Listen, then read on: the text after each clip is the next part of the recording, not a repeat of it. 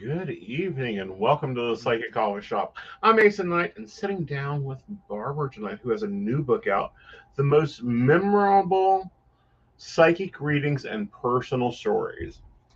Of course, you shared these with permission. Just to clarify, before we get into those commenters in our save your hate mail for something else.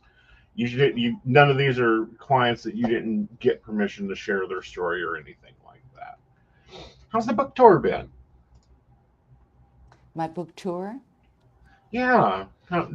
Well, Putting up the. I love it, and I've been on several podcasts. I love it. Mhm. It made me. I found it very. I was very anxious in the beginning to do podcasts, especially video Right. podcasts, to hear your own voice, see yourself on the screen. Mhm. But I've learned to grow over that, so I'm getting used to it now. So, from that point of view, it helped me a lot, and the book is going well. Yes, the Yeah. sales, yeah. Yeah. This isn't your first one, though. You've got two more on your website that people can go and get, which is awesome, I think. Mm-hmm. Mhm. You, Tell our yeah, audience a little bit about you, Barbara, if they haven't run yeah. across you. Well, I'm from the Netherlands. I have two sons. I've been a psychic medium all my life, and I give very like in-depth readings, like soul readings. Why are you here? What is your soul mission? What do you want to learn? What do you want to do on Earth? But also just the let's say the average questions about Mhm. love and work, also very important, of course. And yeah, it's more about 3 to 5 years into the future, my readings. Um, Okay. so they give like the overall view of every subject in your life. That's how I Ah, work. Yeah.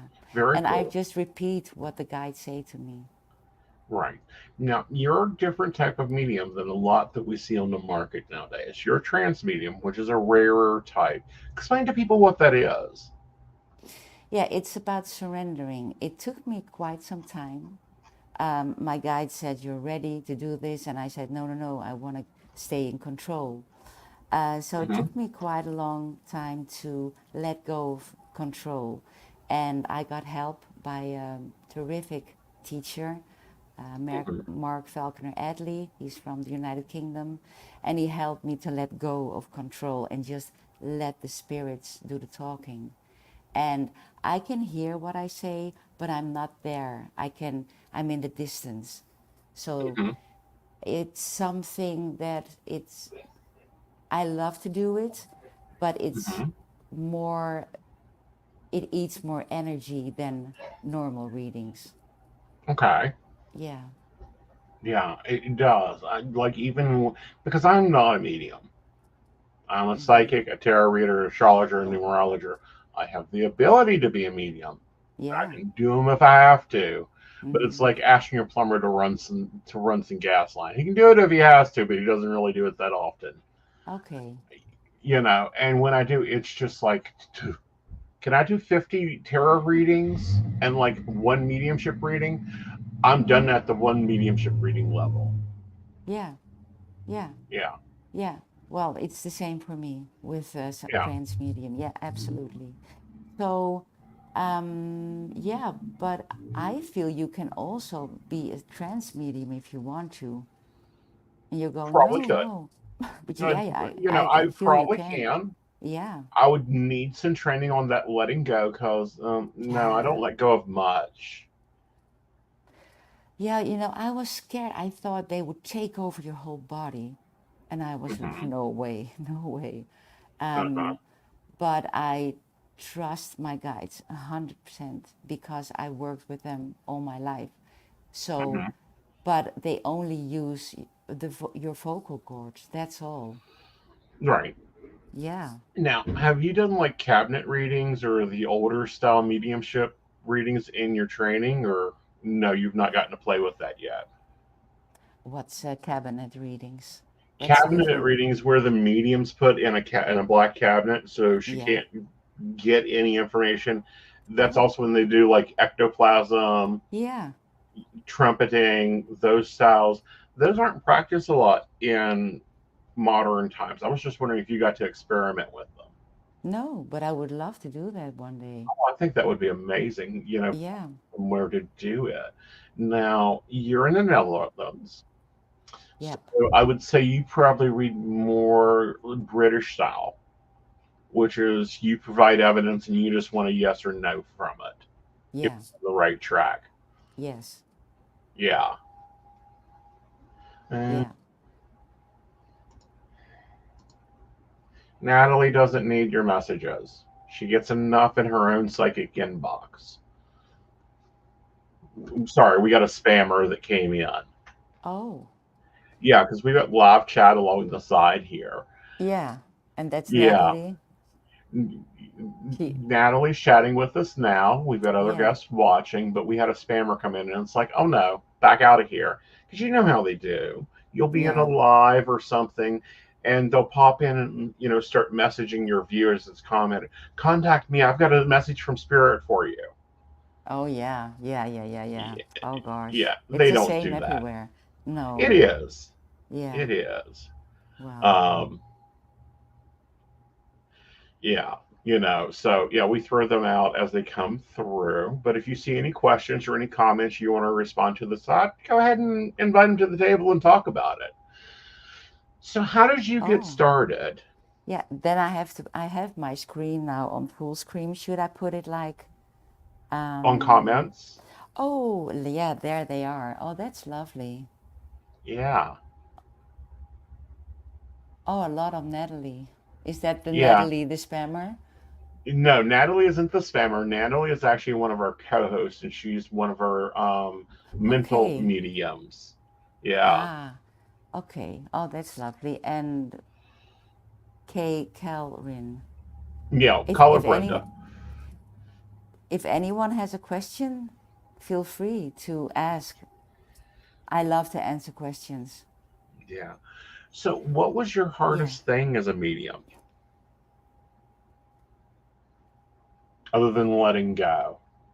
To accept that it's part of me and that a lot of people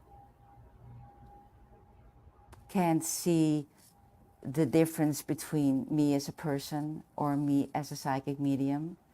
Hmm. I think that was the hardest part. Yeah, Yeah. We were talking a little pre-show about that, how we have to watch what we say, even to people, like drive yeah, safe, or you yeah, know, oh, I'm busy today, or the weather's not good. You might want to stay in. They read into it a lot. yeah, Yeah. yeah, and also like people who want to hang out with you because they can get free readings. Hmm. And when I was younger, I didn't recognize that. Hmm. So I was working all the time because when someone had a question, I just answered it. But that was draining. So you learn to go with the waves and understand that some people are scared of it, so they don't want to hang out with you, or they think you're insane. Well, we are, Hmm. of course. I say I can get a 6 month vacation anytime I want it, and if I'm real extra, I can even get a happy vacation. Yeah. Yeah. What has been some of Oh. the wilder things that has happened to you as a medium? Yeah, I'm seeing Natalie setting boundaries with friends. Yeah, that's something that I had to learn. That's true, Yeah, Natalie. So what did you say? I was saying, what was some of the wildest experiences you've had as a medium before you recognized it? the wildest experience. Gee, I had so many. You mean when I was younger also, Yeah, or just, yeah. well, Before you delved into it. well, I thought everyone was psychic. I thought everyone could feel and hear and see. But then when I discovered that that wasn't the case, that scared the hell out of me because Hmm. I thought until I was 7 and I had to look at photos at a police station because the day before my friend and I we saw a man who tried to lure us in his car. We told our parents. We had to come to the police station and we had to look at photos to see if we recognized him. I didn't know that when I look at a photo, I get all sorts of information. I didn't know that then. Hmm. So I felt their energy and I heard a young boy scream that he wanted to go home. And I thought, oh my God, what is this? So I Hmm. think that was the wildest thing. Yeah, I think that would be very scary. How old were you? 7. Wow. Yeah, that would be super scary. Um, when did And I you didn't, start developing the guide communication? well, I like when I was born, Okay. immediately. I thought Yeah. everyone talked with someone in the Hmm. sky, but I didn't know it was a guide. I just thought, well, Right. I'm never alone. Hmm. Uh, so, but then finding out that other people don't have that, you think you're crazy. Hmm. You think you're insane and there's something wrong with your brain. So that Hmm. was pretty traumatic. Yeah. Yeah. Yeah. I think that would be very scary as a child. Yeah, I didn't Yeah. know there were there were people who were into young children. I had no idea. Right. So it was double. I had Double nightmares. scary. Yeah, and I had a lot of nightmares every night, and it was pretty. And I decided that I didn't want to tell anyone. I want to Okay. solve. Yeah, it's like when you're young, you always think that it's your fault. Why do Hmm. we do that? Why do children do that? I don't I understand. I don't either. I've never figured that one out. No, I had a different upbringing because my grandmother was a reader, so it was kind of like, okay, this Ah, is normal. yeah. But you didn't have that benefit, did you? No, no. No. Yeah. So yeah, it was just like, okay, I'm crazy. Hmm. That's And then 7. trying to sort it out. Um, Yeah, so you trained with the UK medium. Have yeah. you had any other training, or how'd you get started? Well, the training about seeing and hearing and feeling and seeing dead people, communicating with dead people, that was something I just did when I was born. Hmm. Uh, and I trained healing with him to become a Hmm. healer. And I found that really interesting to find out that we can heal with our hands. Anyone can. I Hmm. found that really interesting, and he's a very strong healer. Right. When he is working on your feet and he goes through your head, you still feel the energy on your feet like 15 minutes later. Hmm. And then he introduced me to the trance mediumship, and I thought, oh, I want to do that. So he really helped me a lot. Hmm. Yeah. Very much so. And do you train yourself? Meaning, are you Um, now teaching? I give mediumship courses. Yes, I Yeah. love to do that, and I learn. I learn from every reading. I Hmm. learn from every client and the course. The learning Hmm. never stops. The Uh, information is incredible. it What the is. And what the you're right, it never stops. The skills keep developing and Yeah, sharpening. And, in your yeah, book, you've got some exercises for expanding and deepening your awakeness. Um, you can get this at our website. We'll be popping that link out, or it is on Amazon. Yeah. So let's move up to when you started, opening up and taking clients. What was some of the regulations and stuff you had to go through? No regulations. Okay. Um, I did, at some point, I did a test for a Dutch, um, it was kind of a club where you could get like a sign on your website, like I'm Uh tested huh. and um, I did well. Right. So that, but in the Netherlands, there are no regulations. Okay. You can do whatever you want. Okay. And I hope, I'm sorry, You're fine. I had a horrible cold. Mm-hmm. That's why I have the water. Right. So sometimes when I talk a lot, I get a cough. Um, where was I? So yeah, And you then can, we were talking about regulations and yeah, legal stuff, and you had passed the German club, the we'll call Dutch. them fraternity, the Dutch Yeah, fraternity. yeah. Yeah. And well, I always, you never know if you're with a good psychic. And I always say, well, follow your gut, and word of mouth is always very good. Yes. Yeah. So, and when I started, there wasn't internet. It didn't Right. even. That's how old I am. So, I'm right with you, honey. I mean, when I started with the networks, and we used to have to dial yeah, in by the phone, yeah, enter our passcode, enter all this stuff, and then sit there because they couldn't like let us hang up and reconnect us. We had to yeah, sit there and listen to the worst music until we yeah, heard an operator going, "We have a call. You have a call," yeah, and yeah, click, yeah. and then begin your reading. Oh, that's fun. The good old Yeah. days. The good old Yeah. days. Yeah, Yeah, and then we got dial up and we were all excited. Now, we're at 1 gig, and my God says that we're probably going to be going to like 5 gig service.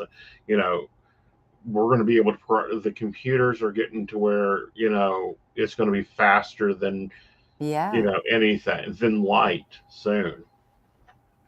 And also the holograms. I also see holograms I at agree. some I give it point. 5 years and I'll be doing hologram. Oh, that would be great. I I'm looking know. forward to that. I am too. I'm Yeah, really looking forward to, and I think that technology is going to be progressing very fast, yeah, and I think that it's going to be a different world than what we're looking at now. yeah. Completely Yeah, different. Yeah. yeah. And I feel you're also ready. Yeah, I'm sorry, but I feel, of Go course, for your it. energy. And I Hmm. feel you're so ready to share what you actually want to say. Hmm. We can't say a lot. We know a lot, but we can't say a lot Right. about what we feel in the world right now, what's going on. You have to be Hmm. careful, otherwise we're being blocked. But you're very eager to tell everything you know. Hmm. Yeah, Or shut down, or yeah. like depending on the country. The U.S. we're kind of okay at. I mean, Oh, sure, I'm really? quite sure the FBI and all that's got a dossier on me a mile long. Keep recording is what I have to say to them.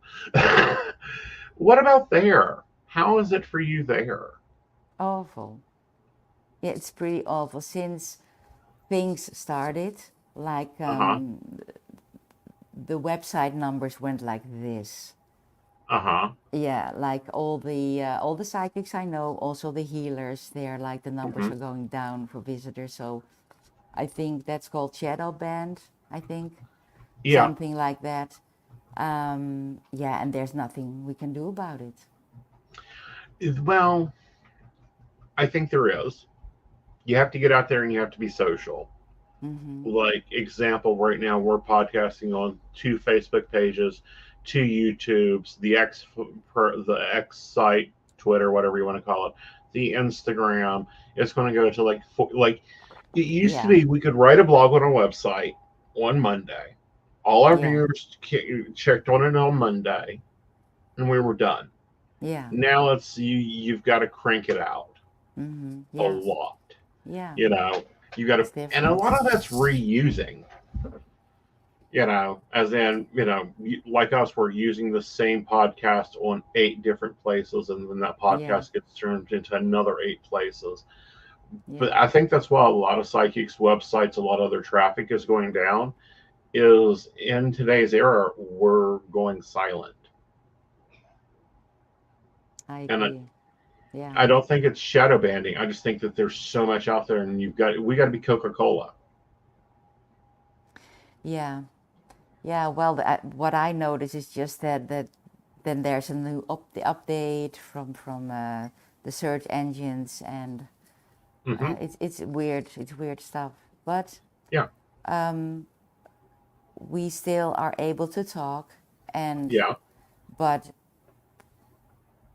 I cannot say what I want to say in the Netherlands. Absolutely yeah, not. yeah. Well, how's the religious freedom laws there? Sorry, the what? The religious The religious freedom laws. that you can say about religion and everything. Well, not only that, but like you can get Yeah, covered by saying it as a religious person.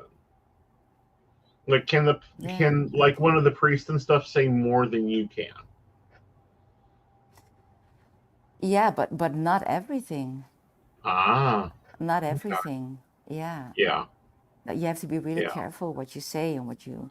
A lot Hmm. is seen as racist, or Hmm. it goes quickly goes to the side that you have to stay neutral in everything you say. Yeah, Yeah, you do. You yeah, do. Opinions are all everything. held back. Yeah, And then, okay, the Netherlands is part of EU, so the what is it? Data Protection Act or whatever yeah. it comes It's into effect. yeah, the privacy law as well.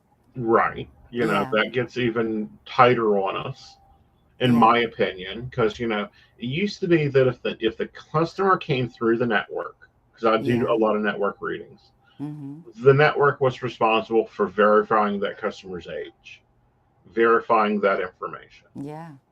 Not and we were anymore. allowed to do our reading. Yeah, Now it's on us yeah, to verify. The network has to verify it. We then have to verify it, and you have to know about where they're at because, like Germany, they can be 16 and have a reading. Everywhere else seems to be wow. 18. Yeah, Some places are pushing for 25. okay. You have to be Yeah. careful. You can't do, oh, go buy Coca-Cola next week. Stock. Mm-hmm. You can't talk stocks and investment. You can't talk medical anymore, which is terrible for health readings. Like, how are you supposed to give a health reading if you can't talk about Yeah, yeah. it? You And what's the can't. fine when you do a health reading? Do you get a Um, I think it's 5,000 euros oh wow. per occurrence. Per So occurrence. So if you say, wow. "Oh, you need to go and get your back checked in your lungs," that's $10,000. Hallelujah. Uh huh. Okay. Well, Yeah. it has another side as well, because when Hmm. people are fake and they Hmm. scare you, that's the other side of the story. So Yeah. I understand. Yeah. Like I get the pendulum. It's a double-sided sword. Yeah. Yeah. But and being out in the press and getting things moving and um takes a good bit. Hmm. So tell me about your mediumship course. Yeah, it's intense because Okay. you have to work hard because you Hmm. want to be a medium. Right. So I guide everyone personally. So I send a photo, I explain what to do, all the steps to take. There Hmm. are several steps. You have to protect yourself, and then someone does their homework and they send it back to me, and then I, not I, but the guides, they tell the client how they can change things or enhance things or whatever to bring out the Hmm. best in them. It's always very positive, uplifting, always. Hmm. So, and then people are amazed what they can do. Yeah. They're like, wow, can I do that? Yes, you can. Yeah. Yeah, it's It's great. intense. It's It's intense. Yeah, it but is that's a nice. normal training, you Yeah, know, and building on that, and then you also have, your different styles of readings. How was past life readings for you when you first started doing them? I loved it. I just, I find it very easy. I just flow into other lives and then I see the common thread. Usually I Hmm. see the last 5 lives and I see Okay. the common thread. So um, let's say you were always by yourself, living like a hermit, knew Hmm. everything about herbs. You still have that in this lifetime, but I can pick it up in another lifetime as well. So Hmm. it's, and but this is just a small detail. And people whom you met in this lifetime, I see in other lifetimes as well, in a different role, of course. It's Hmm. very interesting because people say when I name like where they lived, they said, Hmm. yeah, I always had the feeling I wanted to go there one day. And Hmm. I don't ask any questions. I just do the reading. I don't want to know anything about my client. Hmm. And it's really quite amazing what comes through. Hmm. And we have all this knowledge from all these lifetimes stored within us. Our Right. soul knows everything. Hmm. It never, Like it, it's lived it all. I yeah, pick at my husband. Okay, he's had two neck fusions. I pick at him and tell him he was a horse thief multiple lives. he had 2 neck fusions. Did you say that? Yeah, What's yeah. that? What's a That's neck where fusion? the disc between the vertebrae of the neck becomes Yeah. damaged, so they have to Ah, remove that and they fuse in the bones. yeah. Okay. Wow. Yeah. And where he's Ah, had them at, they're just perfectly stacked. And I'm looking at where like the scar is, and I'm like, that's where they put a hangsman's noose. You must have been a horse thief in multiple lives. who knows? Who Who knows? But knows? Who knows? Yeah. have you seen that in your past life readings? Like people have injuries this life that Yeah. correlate to things that occur in their past lives. Yeah. When the doctor can't find anything, and then they say, Hmm. well, it's between your ears. And then I can see that they were injured so bad. Or when Hmm. people are afraid of water, I see that they had drowned horribly. Um, Things like that. That's so Hmm. interesting. Yeah. Yeah. And what I find the most interesting is that we live each lifetime we live at the same time. It's all now. I find it Okay. very, very interesting and difficult to get my head around. We're just focused on our lives now, but all Right. lives are happening at the same time. Right. That can be confusing. It can be very confusing because when it's Yeah, all correlating at the same time. But I can see that theory and understand the tapestry idea of it. yeah. It's just Yeah. like your focus is on this channel, like this Right. life, this Hmm. channel, this life you're leading.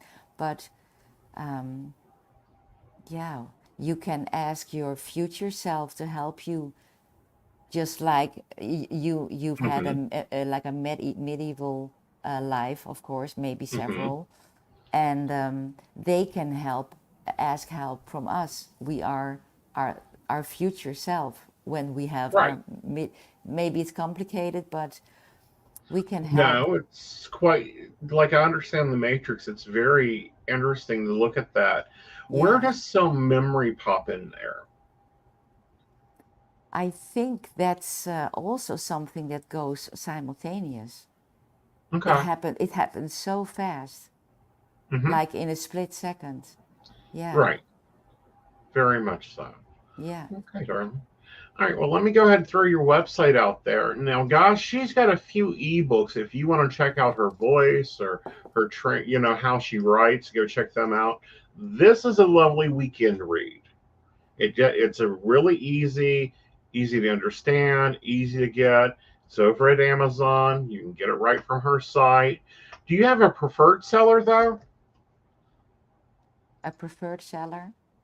Yeah, like some people like, people to No, go it's to this. yeah, Yeah. it's only on Amazon at the moment, so Oh, okay. I have only one seller. That will Yeah. change, but not at the Yes. moment. Yeah. Okay. Well, honey, I Yeah. know you got three more coming out, so make sure you come back and have a cup of coffee with me, okay? Yeah, great. Great. Oh, All I right. looked at the time. It's two. Two It thirty in the morning. yeah, but it was two. I see double digits all the time. I look at the Ah, clock and I'm like, double digits again.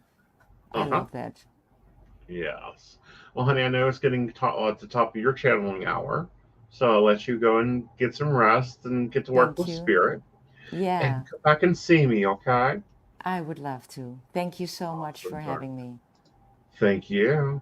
Thank you. All right, guys, we're going to take a break and we'll be right back. Hi, this is Sandy Starr. I'm a psychic and I work on Keen, and I have been working on Keen for over 22 years. You can reach me on 01068. I deal with a myriad of subjects, but I do specialize in relationships, marriages, divorces, is he cheating, is she cheating, whatever the dynamic of the relationship is, I will guide you through. I've got amazing radar for cheaters, so I will tell you the truth if he or she is cheating. I can help with any subject you need me to help you with besides relationships, and I look forward to hearing from you. Again, you can reach me through Keen. My extension number is 01068. I really look forward to hearing from you and helping you with whatever you need me to help you with. Hi, I'm Tracy Van. I'm a psychic medium and I work with tarot cards. I also practice Reiki and access bars. I would like to share with you what a reading with me is like. It is a blended reading of psychic and mediumship, and I deliver these messages exactly as they come through. I'm not going to mince words or add any padding. I am a professional, reliable, and honest communicator. I have readings available anywhere from 15 minutes to an hour. You can book a reading with me at tracyvann.com. That's TracyVann.com. And no, I'll always tell you exactly what you need to hear. Hey everybody, Natalie here from The Pendulum's Path. If you are in need of guidance, direction, spiritual connection, healing, or more, you have come to the right place. I have worked as a psychic and a medium for over 3 years, connecting people from all over the world with their loved ones, giving them insight and guidance into their current situations, their past healings, their blockages, and what they need to know in order for them to have a better future. It would be my absolute honor if you would come to my website at www.thependulumspath.com. Visit my shop. I have a whole bunch of crystals, oils, balms, mystery boxes, and more. And visit my services. I offer 15-minute, 30-minute, and 60-minute sessions. I also have email readings available if you're not comfortable with the one-on-one session with me, or if you just want to try me out. I encourage you to come visit me at the Pendulum's Path, and let's get you back on the right track today. Hey everybody, Lady Gwendolyn here from Rowan Temple of Light, and I'm here to tell you about our events this summer. First up is Beltane in the Hills, May 13th, and that is from 1 to 6. We have entertainment, we have a bunch of vendors, we have a fairy photo shoot. It's going to be exciting. You having any questions, reach out to Earth Magic or to myself. After that, we have Central West Virginia Pagan Pride, August 19th. That's at Holly Gray Park from 11 to 5. for the day. And we will have Sarah Masters coming down from Pittsburgh to be our keynote speaker. We have some great classes for that. So if you want to get involved, reach out to RowandTempleOfLight@gmail, or just follow us along on Facebook at Rowan Temple of Light, and we look forward to seeing you out in the community. See you there. Hello, darling. Hello. How are you? I'm doing well. How are you this evening? Doing great. Had a lovely conversation. You did? I caught some of that. It was really nice. It was very, very good. I love having mediums on, especially trans mediums, because they're a rare breed. Yes, and we definitely appreciate that. That's a very late show to be doing. Yeah, she came in at like Netherlands. You know, we're international psychics are used to like. I will wake up I will stay up to 10 in the morning so that I can talk to Tokyo. But yeah, our international guests and our international co-hosts are very, very special to us. Yes, she's a trooper. She is a trooper. Yes. Hello. All right. So you have an Am I the Asshole? And I'm going to preface this with I have already been pre-discussing this. Yes. Hey, Brenda. So I found this one this morning and I couldn't hold it. I had to share. I couldn't hold it. Am I the asshole for insinuating my boyfriend's father wasn't a real man? I've been spending the holidays with my boyfriend and his family at his parents' place, and this morning I woke up to the amazing news that my period had started. What a fun way to start the new year. So I asked my boyfriend to go get me pads in town. His mother calls me down for breakfast, and now I'm sitting at the dining table with his parents. His dad asks where my boyfriend is, and I tell him he's gone to the store to get me pads. Both their faces dropped, and they exchanged looks with each other before breaking into laughter about how progressive kids of today are, and that some private woman things should remain between women. His dad then said he's never even touched a pack of pads in all his years, despite growing up with girls and being married for 40 years, and never will because it doesn't concern men.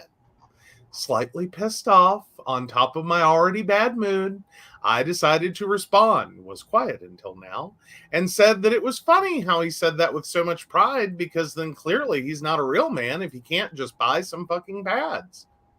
After trying to stare me down, he blew up, shouting about how dare I say he wasn't a real man, and ranted for 30 minutes about how much of a real man he was, and yet you can't even buy some pads, before storming off. Things are now awkward, and I'm contemplating apologizing and leaving to make things better. I'm aware my judgment is impaired, and it's possible I took things too far, so am I the asshole? Edit, yes, the 30 minutes is some hyperbole, but it was a long speech, didn't check the time, listing all the examples of him being a real man. No, he's not.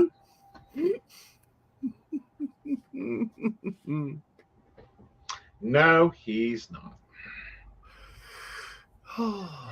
If your man does not know your brand, your desired design, your desired options, and also to head to the candy department, pick up your favorite chocolates, pick up a good steak or two, pick up your favorite salty snack, and hit the ice cream out before checking out for you, he is not a real man. Send him home. Well, unfortunately, this is not, is my father-in-law a little boy? This is, am I the asshole? And the answer is no, you're not. I see, and this is where we had fun this morning, is like, I have to go with you're the asshole. I totally 100% agree with the opinion that was expressed. And I will gladly on this show and everywhere else in the world, contribute that opinion in a conversation. in which it's safe to do so. Mm-hmm. However, Sure.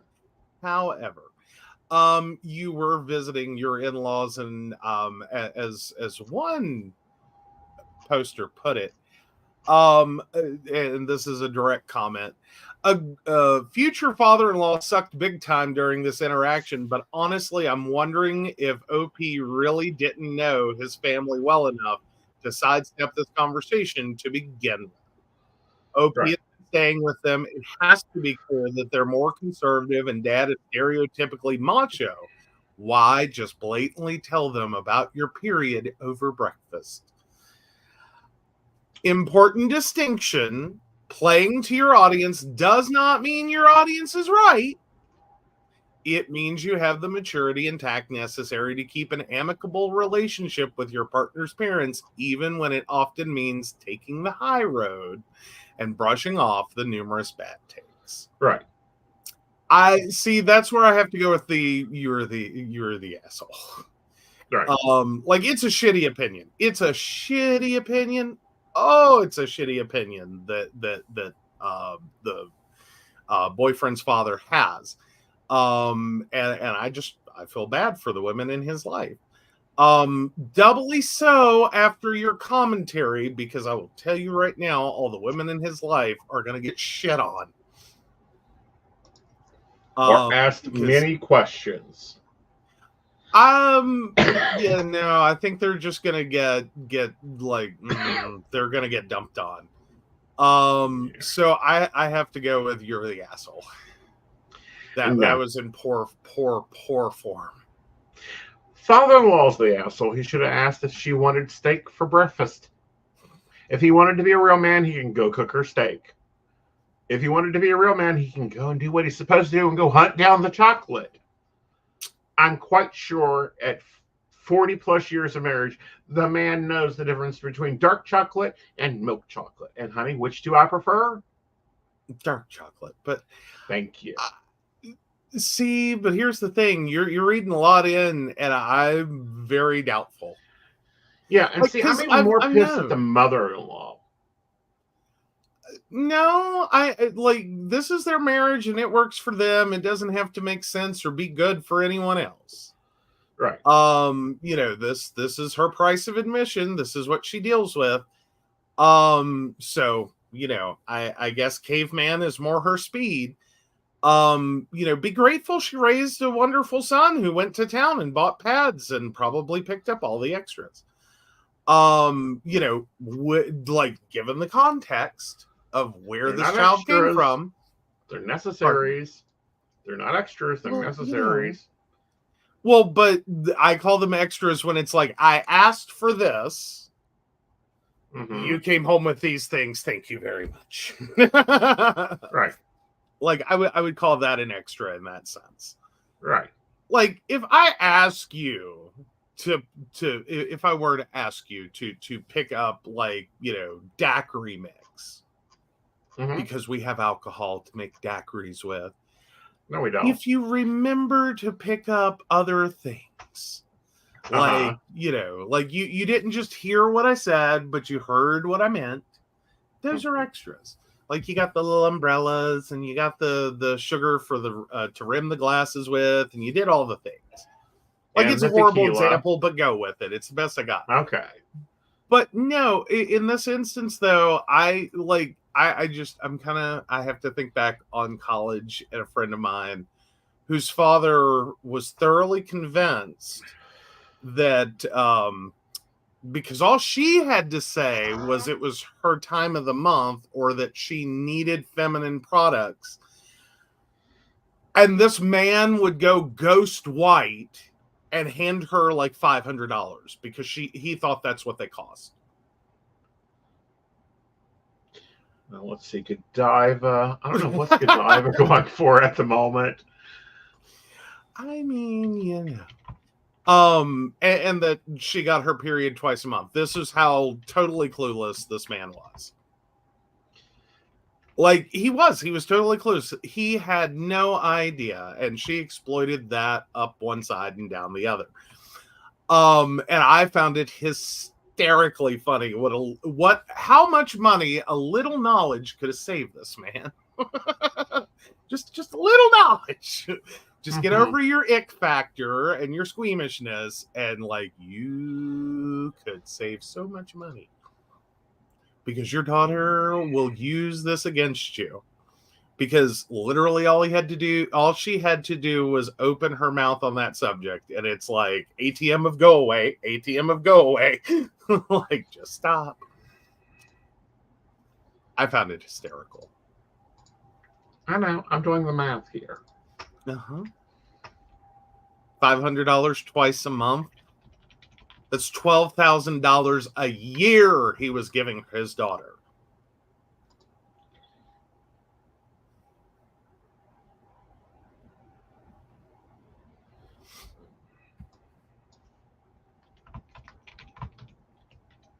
I know, $500 a month from him. I'm like, good Lord.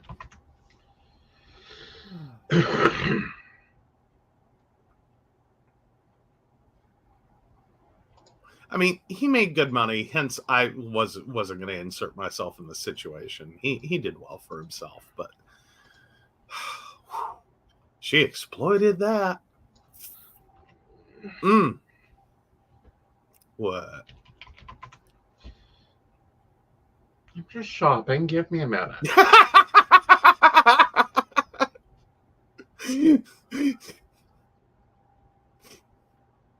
Oh dear God. You're going to convince men that it costs $12,000 a year to have a period. Not $12,000 a year. Okay. I'll go over the list here in a minute. Okay.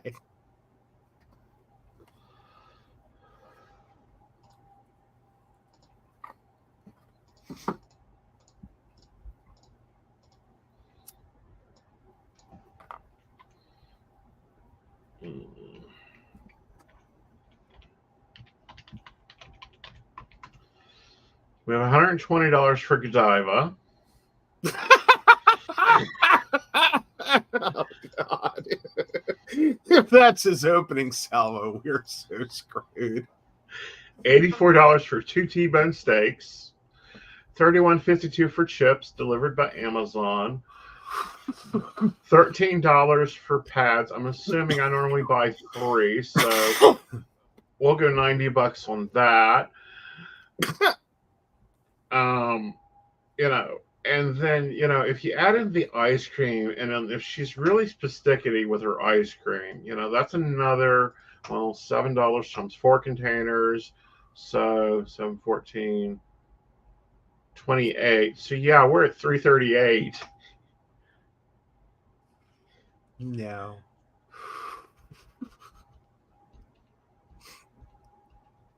No. That doesn't even count the movie subscriptions, the cost of eating out, because she shouldn't cook. If you are broken on your period, I will hand you a 20. That is the most you are getting from me. That covers everything you need, and I won't ask for change. That's where I'm at. Oh, well, I don't know. I will call your friend and say, well, actually, maybe we should go talk to the gas station attendant. Different friend. Yes, I know. Yeah, no. Yeah, that was an experience. Having some poor senior citizen think she was my wife, and I just didn't have the energy to correct her. Well, because we walked in, like, we're like, horrible timing. Her period hits in the middle of a road trip between Wilmington, North Carolina, and Greensboro, North Carolina. We are in the middle of nowhere. And we have to, turn off onto this poor little ramp of an exit and hit the gas station. And so as we're walking into the gas station, she demands my wallet like it was a stick up. Literally, she walked up to me and said, "Joe, give me your wallet." And proceeded to angrily storm off. And so anyway, because I had to go to the bathroom. And so I come out of the bathroom, I get a wallet shoved at me as she's like, I'm going to the car. And it's like, okay, fine, whatever. I'm used to this. Like, we had been friends long enough. I know very well this is normal. She is fine. This poor little old lady, because she had stocked up on all of her things, she took a 20 out. Well, actually, it was probably less than a 20 out of my wallet. But anyway, had stocked up on all her things. She had everything she needed. She was not happy, but she had everything she needed. Shoved my wallet back at me and ran away. And this poor little old woman looks me just with that look that only a little old lady can give. Like, I think you sincerely know you've become a little old lady. I think women perfect this look over a lifetime that fully communicates, are you okay? Are you all right? And she looks at me and she says, is she gonna be okay?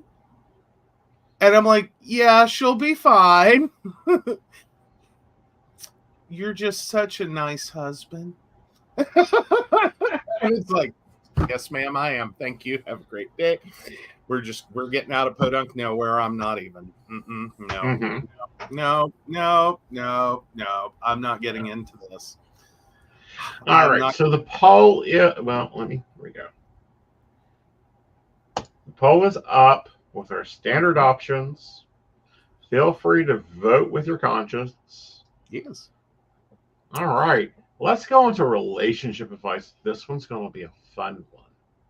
All right. So my 25 male girlfriend, 20 female, will break up with me if I lose weight. I, 25 male, am overweight, around 280 pounds, and have been for basically my whole life. I peaked out at around 320 pounds a few years ago, but managed to take advantage of having little work commitment during COVID and lost 70 pounds. During this time, I felt amazing, but the job wasn't done yet. During a lull period in my weight loss journey, I met my now girlfriend, 20 female. She was aware of my poor self-confidence and my desire to lose weight from the very start. I think I was actually trying to diet when we met, and I spoke very proudly of my previous dieting success. I've had several diets during our almost 2-year relationship, and for a while, she was really supportive. We would cook healthy meals together, and she'd be very supportive of my exercise needs. Important to note, she is very slim and always has been. Over the last few months, this has all changed, and suddenly she hates the idea of me losing weight, has done everything possible to try and make it harder for me, e.g. having arguments about going to the gym, not letting me eat healthy meals for dinner when we cook together, and always having unhealthy food around, generally being hostile and difficult about the situation. As my weight has crept up recently, I've decided it's time to put a stop to it and fully commit to losing weight again, and she has told me in no uncertain terms that she doesn't care, won't help, and is considering leaving me if I go ahead with this. She claims it's because she won't find me attractive if I get smaller, but I've been smaller during our relationship, and she has been very supportive up till now. What do I do about the situation? I've talked to her so many times about how much my weight affects my mental health and how I'm dying to feel better about myself and fit into my old clothes again, but she's having absolutely none of it. I don't want to lose the relationship. I do love her, but I can't go on living like this in my unhealthy and depressed state of mind. Any advice would be appreciated. Thanks in advance. All right, so I'm going to put it to you nicely. As you walk out to the gym, hand her the business card to the local U-Haul. You have to take care of yourself. I mean, because right now, like, if OP were sitting here at like 180, I would side with the girlfriend and go, maybe she's telling you it's time to back off. You're moving into unhealthy weight loss. Right. You know what I mean? Like, because usually around 180, depending upon height, is when you're starting to go from you are, at average normal weight, like numerically, statistically, you may even based on height be a little on the skinny side. Mm-hmm. But at 280, if you want to go ahead and lose weight, I think you have every right to. Right. And that this isn't really like, this is not, as long as you're doing it in a healthy way. Right. And that's what I kind of worry about here is there another side to this? Because we tend to think of weight loss, in terms of all weight loss is a good thing. Mm-hmm. No matter how you do it, no matter what you do, like, you know, the number of people that are over is like highly overweight, that develop eating disorders and basically get congratulated by their doctors for having an eating disorder. Talk about screwing someone up. Mm-hmm. That'll screw someone up. So I always want to be careful there, like, because there's a fair number of people that get really focused on the weight loss and don't really care how they do it. Mm-hmm. So I'm kind of loath to just throw the baby with the bathwater on the girlfriend of, you know, does she have any legitimate concerns here, or is this totally about whether or not, like, looking at his is numbers, this skin deep? Yeah, no, looking at his numbers, this is skin deep. What I mean by that is he's right now about 280. Yeah, he's around 280. He lost 70 pounds during COVID from 320 down. So when he met her, he was already skinny. He bulked up. Yeah, he's come back up. Yeah.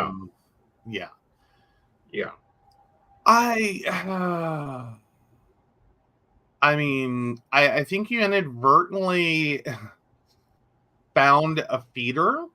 And for those of you who don't understand what that is, there are people out there, and sometimes they are very skinny. Like, if you want to know why mukbangs are a thing, or moobangs, whatever they're called, right.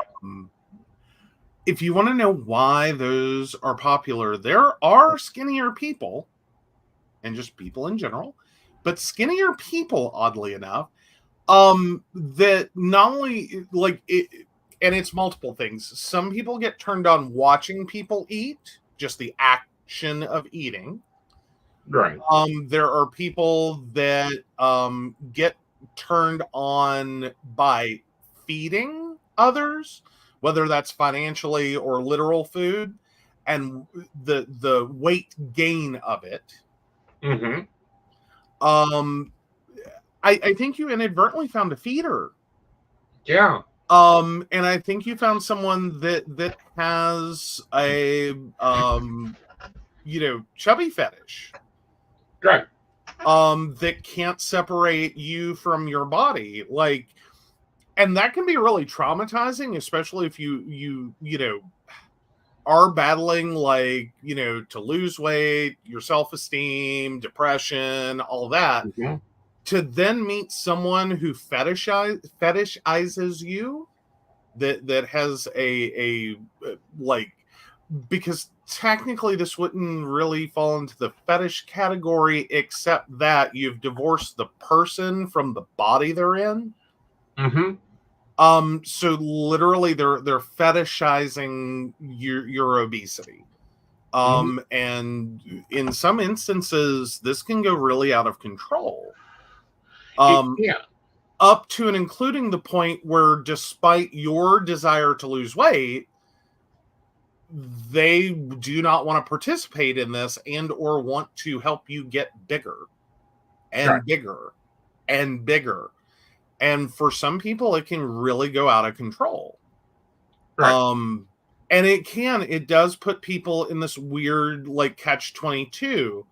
Yay, all these years I thought that I was unlovable. I found someone that loves me, only to find out, well, see, that's not 100% true. They love what you look like. Right.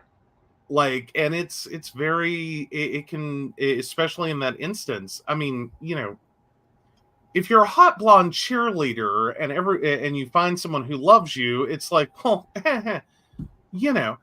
But then on the flip side of that, if you're a hot blonde cheerleader and someone just, turns you into treats you like a sex object, again, you kind of understand it because, well, that's been happening probably for a very long portion of your life. Right. That people haven't really dealt with you. They deal with what you look like. Right. And treat you based on that. When you're on the other end of this, and and undoubtedly had multiple people tell you are too fat to be, and trigger warning, that you're too fat to be loved, that you need to lose weight to find someone, you get encouraged to stay in abusive relationships because who else is going to love you? When you're like, that's your world, to then find someone that like fetishizes this thing that you were always told was a negative, it'll really screw with your head. Well, it does. And, people don't realize this, but like, and this is why it pisses. I chose this one importantly because it's like, no, you don't get to make that choice. Is he trying to lose weight to look better for other women?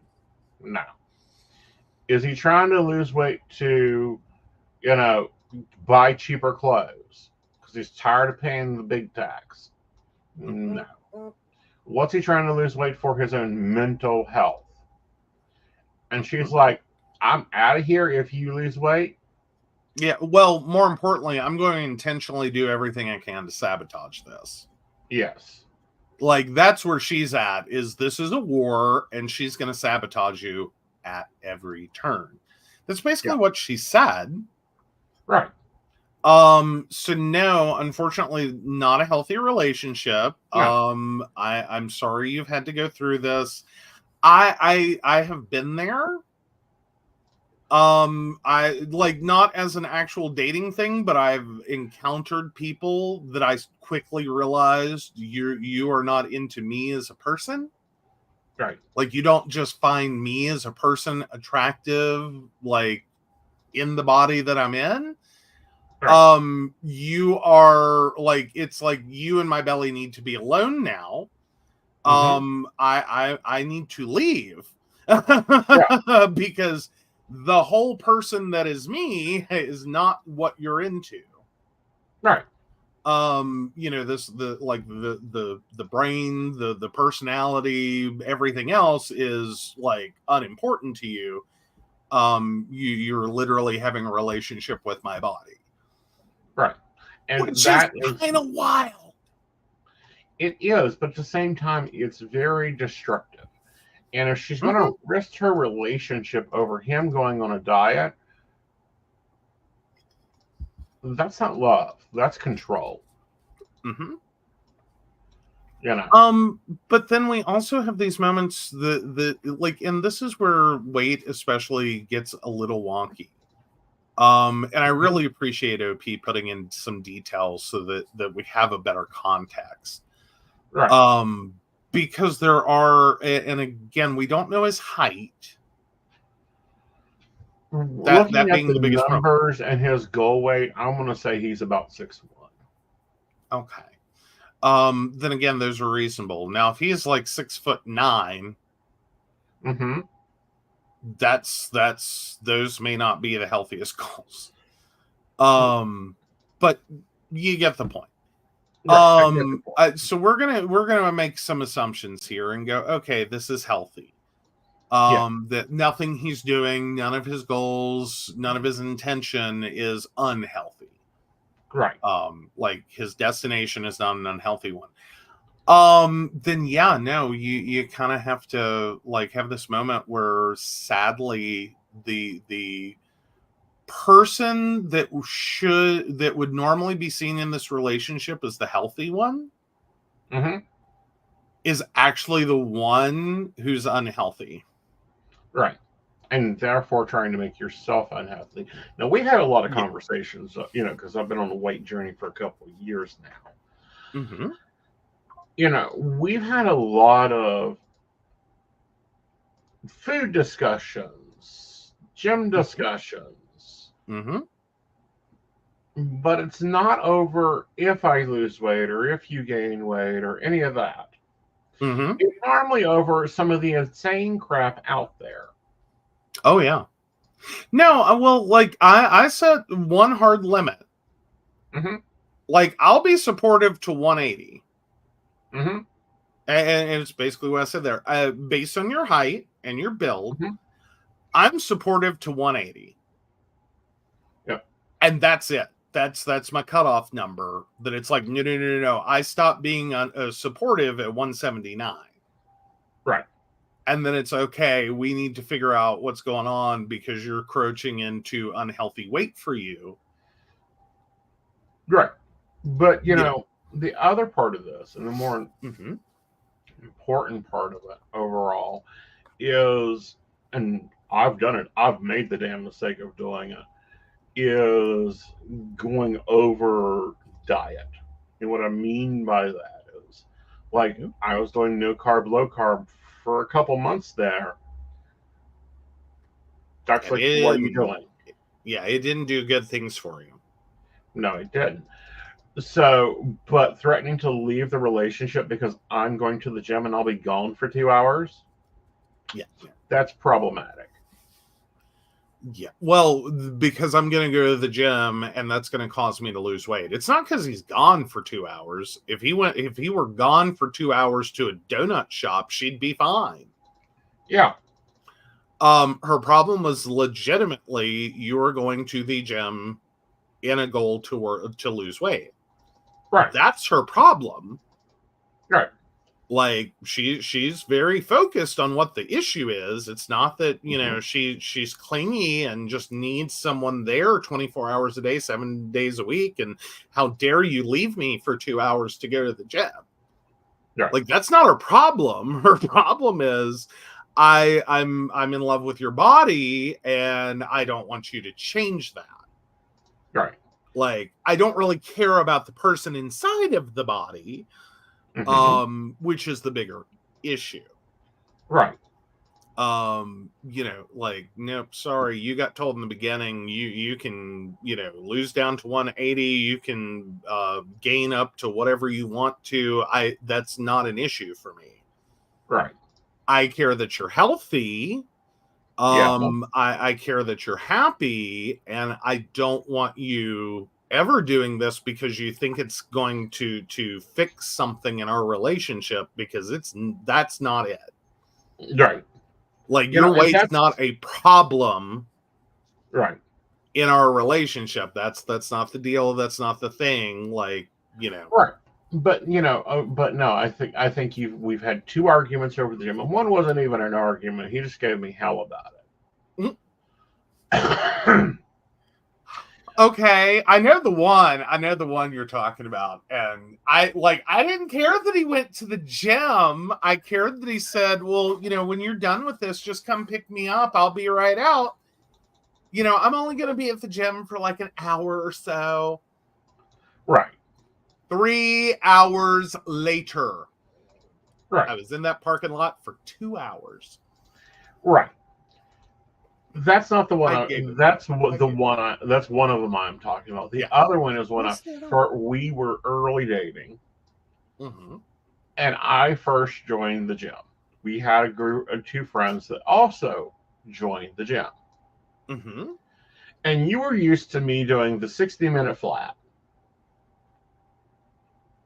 Okay.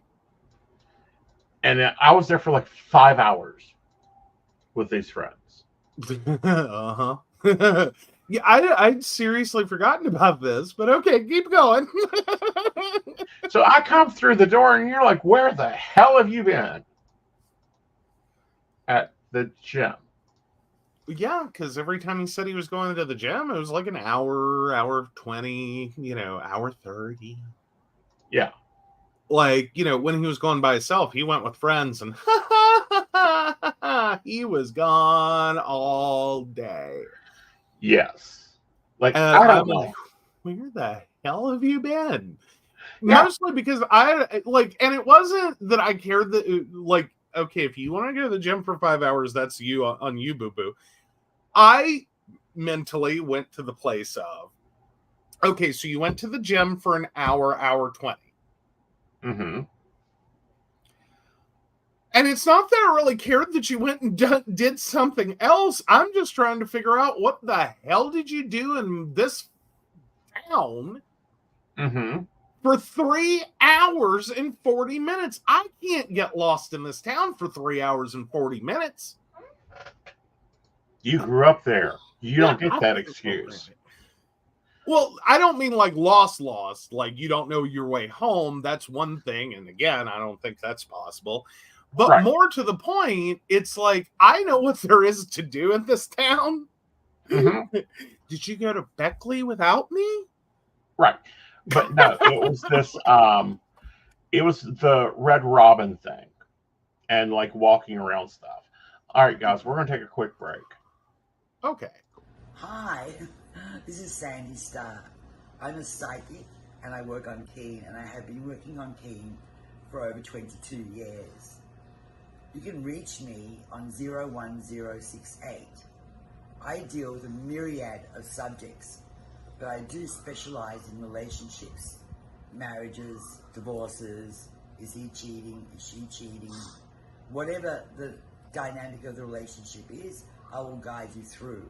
I've got amazing radar for cheaters, so I will tell you the truth if he or she is cheating. I can help with any subject you need me to help you with besides relationships, and I look forward to hearing from you. Again, you can reach me through Keen. My extension number is 01068. I really look forward to hearing from you and helping you with whatever you need me to help you with. Hi, I'm Tracy Van. I'm a psychic medium and I work with tarot cards. I also practice Reiki and access bars. I would like to share with you what a reading with me is like. It is a blended reading of psychic and mediumship, and I deliver these messages exactly as they come through. I'm not going to mince words or add any padding. I am a professional, reliable, and honest communicator. I have readings available anywhere from 15 minutes to an hour. You can book a reading with me at tracyvan.com. That's TracyVann.com. And no, I'll always tell you exactly what you need to hear. Hey everybody, Natalie here from The Pendulum's Path. If you are in need of guidance, direction, spiritual connection, healing, or more, you have come to the right place. I have worked as a psychic and a medium for over 3 years, connecting people from all over the world with their loved ones, giving them insight and guidance into their current situations, their past healings, their blockages, and what they need to know in order for them to have a better future. It would be my absolute honor if you would come to my website at www.thependulumspath.com. Visit my shop. I have a whole bunch of crystals, oils, balms, mystery boxes, and more.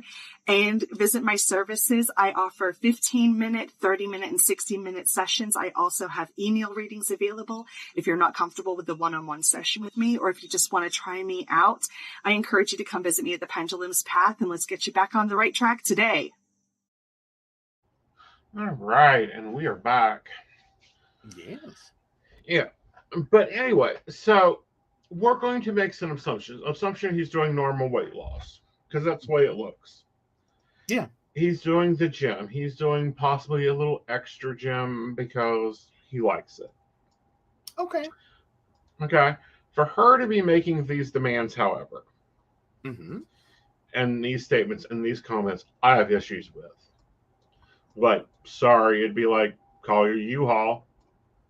My health has to come first. My mental health has to come first. And from my point of view, you want your partner mentally happy. Mm-hmm. Well, I think, and my biggest issue here, and knowing like the kind of person he's dating, Mm-hmm. One, this starts to encroach on, sexual interest and desires. Like this isn't just having like, typically this is not just having like some irrational, like, fear or paranoia that he's underweight or whatever. Like that's not where this is. Right. Where this is not something you're gonna information your way out of or necessarily therapy your way out of. Right. Like you can't go to couples counseling and just fix it.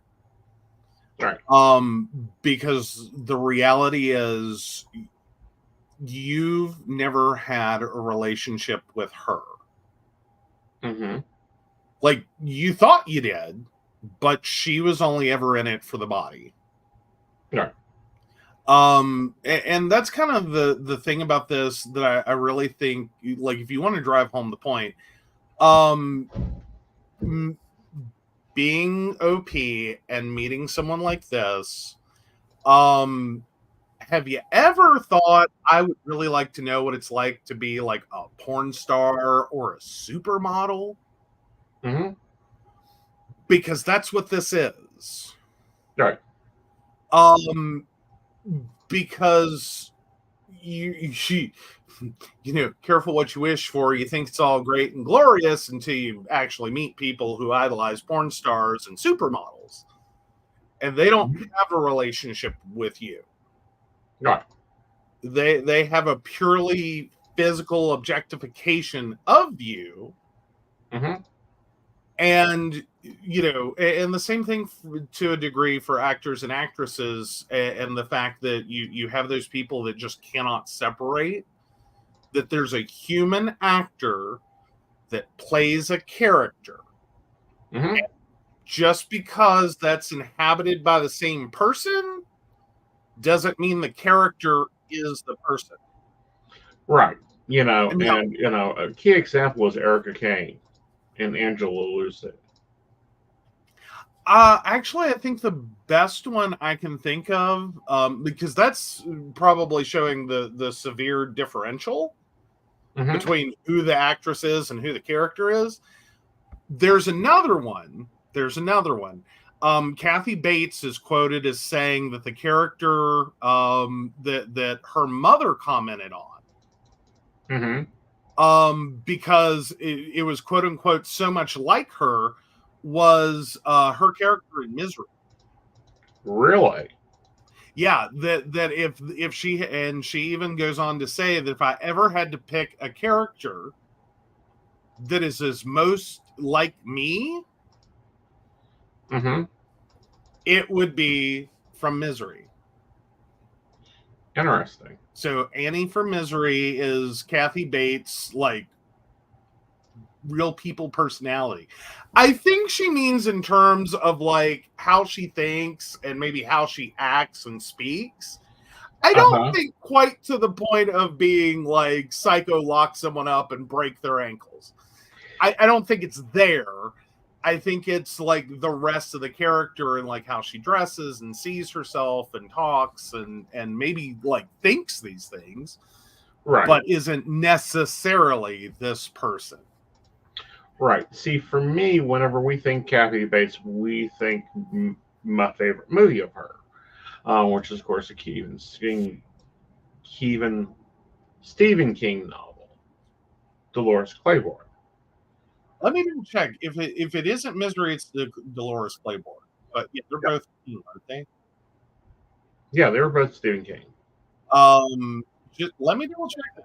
But that's the one that I always found interesting is, and either character, either which way you go. Like Annie's worse.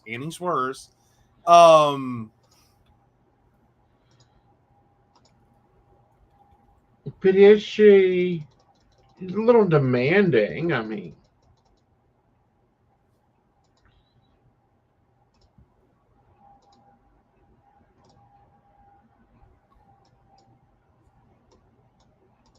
but yeah, I believe that's the character. She said she was just like she got paid to play herself. And it's like Yeah, it was just, yeah. Okay, I'm not finding it at the moment, but yeah, if we figure out I'm wrong, we will let you guys know.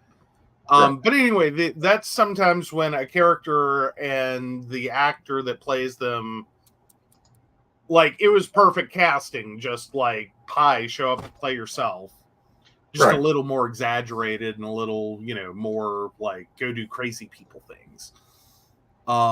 Versus like, no, this character and I have nothing in common. Right. Like, and that's sometimes really the mark of a really good actor is not showing up and playing the character you're most alike, but showing up and playing the character that it's like, I don't know this woman, I don't know this man, I would never, ever, ever, ever in a million years behave like that, except for doing this role. Yeah, see, I don't think many actors do that anymore. Well, if you want an actress that has done it throughout her career, that's Meryl Streep. Yeah. She has played everything and done so convincingly. The only part I have ever thought, I don't think this one was a good fit, was her in Mamma Mia. She did great. It was a great movie. It was but as for the character, that was the only time I think I've ever seen her struggle with a role. See, mine is a different one that I think she's struggling with. Oh. Like, Devil Wears Prada, she just walked right into one and took it over. Like, that one is like, no. Julia Childs. Oh, no, I thought she did pretty good in that. It's just, that's one of those, like, Julia Child is such an icon. That's a really hard character to play. Yeah. Like, if you want to go there, her as Margaret Thatcher took a little bit of squinting. Like, you really had to forget. Like, you had to try really hard to forget that's Meryl Streep. Right. I mean, again, she did great. It's just, but but Margaret Thatcher and Devil Wears Prada were really close roles. Like they were almost the same role. I mean, to an extent. I don't know. I found them actually very different. Okay. I mean, you could probably find a lot of commonalities between Margaret Thatcher and Anna Wintour. Yes. You really can, but I think when you get back to their original motivation and like who their base people are, I think that's where it's like, no. Like, I can have sympathy for Margaret Thatcher. I can't have sympathy for Anna Wintour. I don't have sympathy for her. I just want some of her skills. I mean, they're both very smart, intelligent, driven women who work very, very hard. But when you go all the way back to their motivation and why they showed up, where they showed up, and how they showed up, no, two totally different people. Yeah. No. All right. Like, they're like, Anna Wintour's original motivation is just to be the best. Well, like, that's kind of it. Well, no, not really. It wasn't just to be the best. It was to take over and do better than her father. Right, but she was effectively money being handed money. Like, she grew up in privilege. No, she grew up in reporter lifestyle. Well, fair enough, but still. Yeah. Like, she is all about the competition. Yes. Like, she is cutthroat competition without mercy. You kind of look back at Margaret Thatcher, you can actually feel some sympathy for her, is that when she started and what fundamentally drove her was trying to help people. Now, that some of the policies and things that she backed weren't always the best, becomes a little more forgivable when you realize that she wasn't trying to hurt anyone. Right. Like, she got a little off, like, she got persuaded by the wrong thing and really did think it was for the best. Right. Like, that's the overarching story of Margaret Thatcher. Right. Is that, you know, she started as someone who is like, I'm going to fix this. Right. And she did. And then she went on to do more things. And then somewhere in there, she got down a rabbit trail. Right. So, but yeah, anyhow. Well, I think her problem was she began thinking that she was better than everyone else. As in, she knows what's best. Yes. I think some of that is a little misplaced. I don't think you're wrong. I'm not saying you're wrong. Yeah. I think that might also be a misinterpretation of the amount of confidence she had to like, look at her time period. That to coexist in this male-dominated parliament. Right. My God. She had to have a whole lot of guts. Right. Like, she had to have a lot of bravado. She had to show up taller than everyone else. Right. That, I mean, that's a little... I think it did come across a lot of times that Margaret Thatcher knows it all. Right. Margaret Thatcher's better than everyone else. Margaret Thatcher just, you know, blah, blah, blah, blah, blah. But at the same time, not only was she among her peers getting treated or having to defend herself, right, but she was also getting raked through the coals in the press and amongst her constituents. Right. Like, you know, no one originally showed up and went, wow, Margaret Thatcher's great. Let's, you know, it was, well, Margaret Thatcher's a woman. What is she now? You get, you know, you try to succeed in that environment. You have to develop a thick skin and quit listening to people real quick. Right. Because, you know, Charles Winthrop was the editor, was a British newspaper editor. He became the editor-in-chief of the London Evening Standard. That then became the Guardian. Okay. She went a different direction. She went for Vogue. Right. She did other things. But and again, I may be wrong. But I was pretty sure she was technically considered privileged. Yeah, no, that's technically the Le Monde profile she has. Winter's life in chronological order from her privileged childhood in London, where her father, Charles Winter, was the highly respected editor-in-chief of the Evening Standard. Like, no, I don't think there's a, like, she's just competition.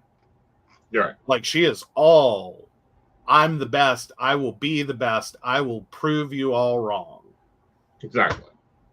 And that's like kind of two different things. Like that's a different motivation.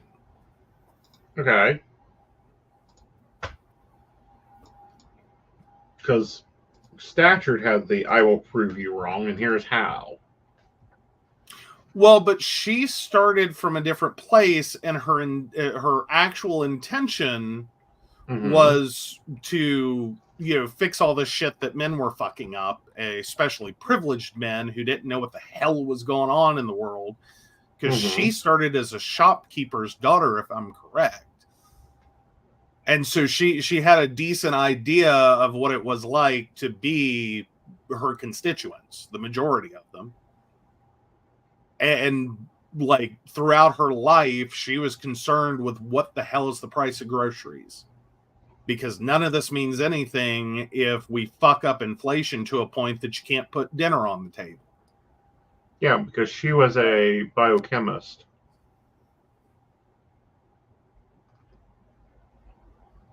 Like, she went on and got a college education. I get all that. I'm just saying that from her roots, though, like she was not necessarily a privileged person. Like she was like middle of the road suburbia.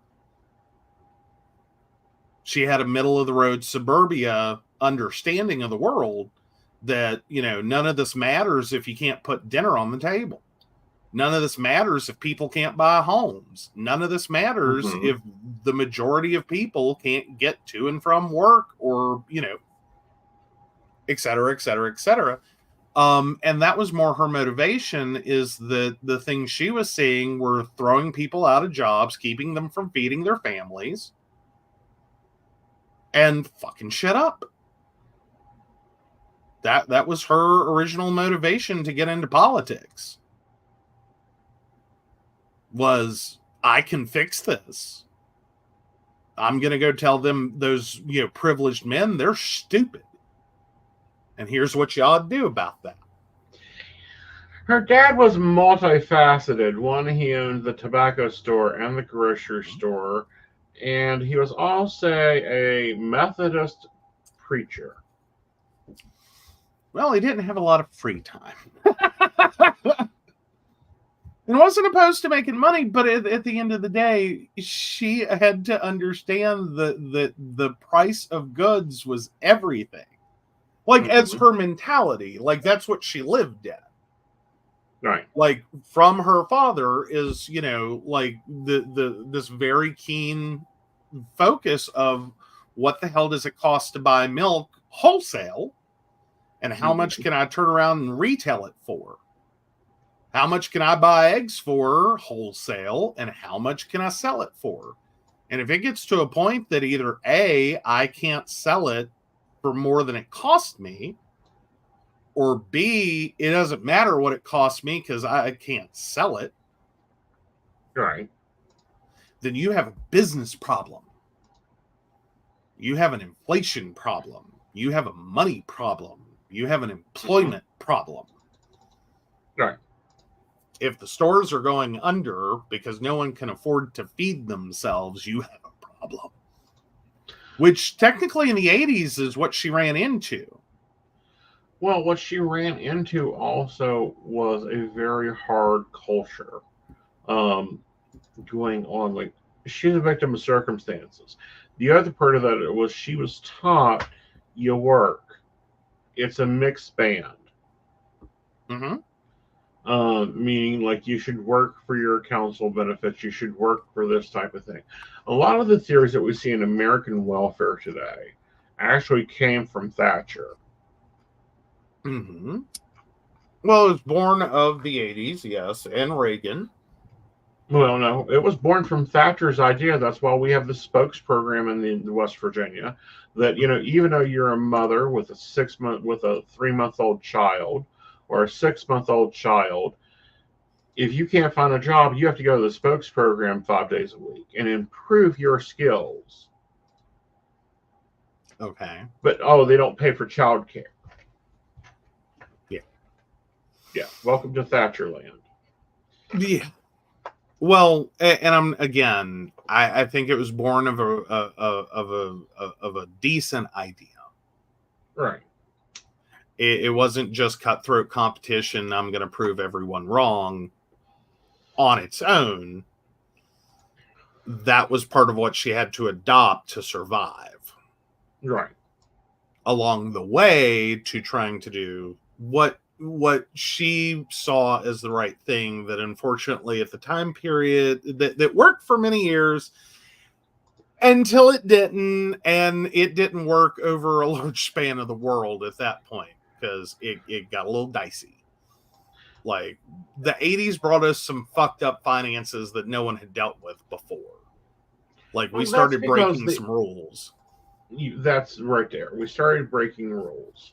Rules that people didn't understand, rules that, were in commonplace at one time, and then become non-commonplace. It's like today on TikTok. Mm-hmm. The FYP page really, may have done a disservice to one of our legislators in the state of West Virginia.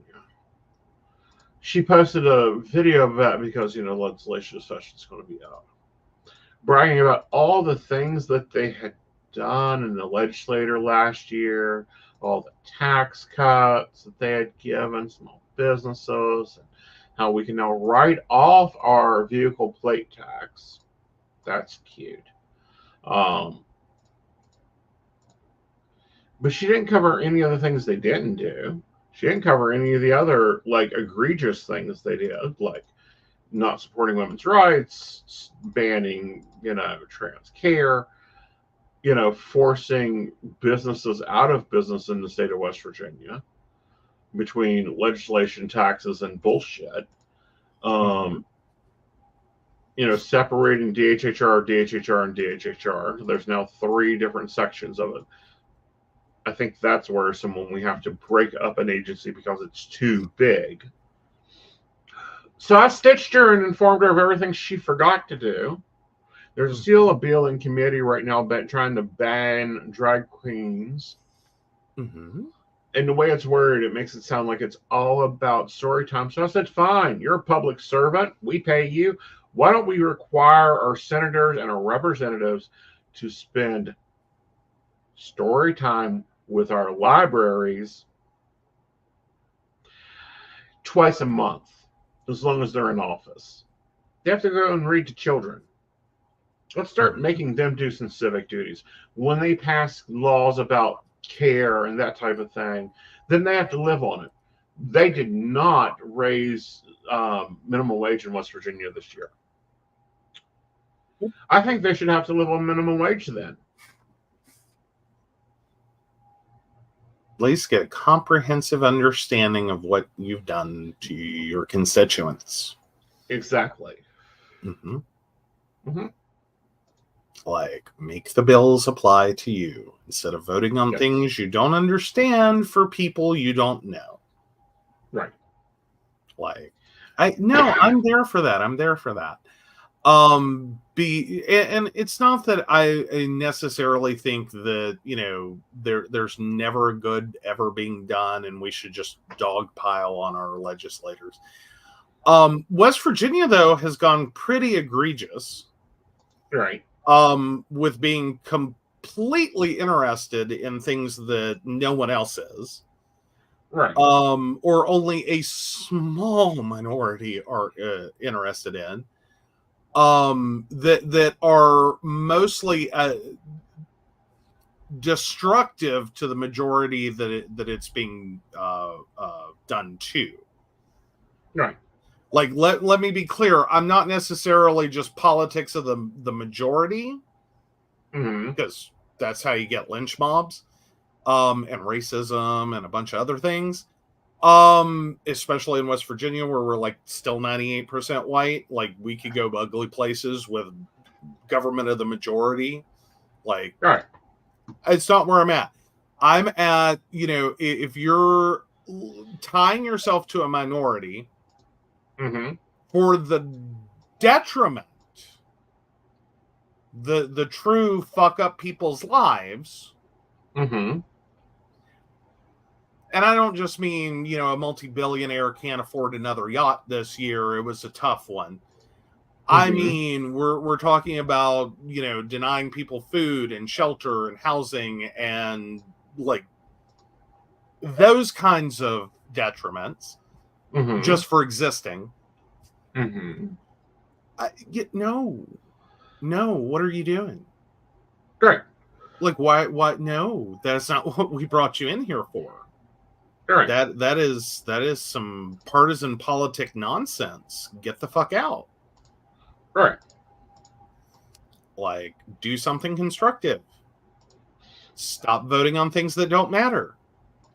Yeah. Stop, dangling carrots to your constituents just so they'll vote for you again. Mm-hmm. And be the only reason you're here. Right.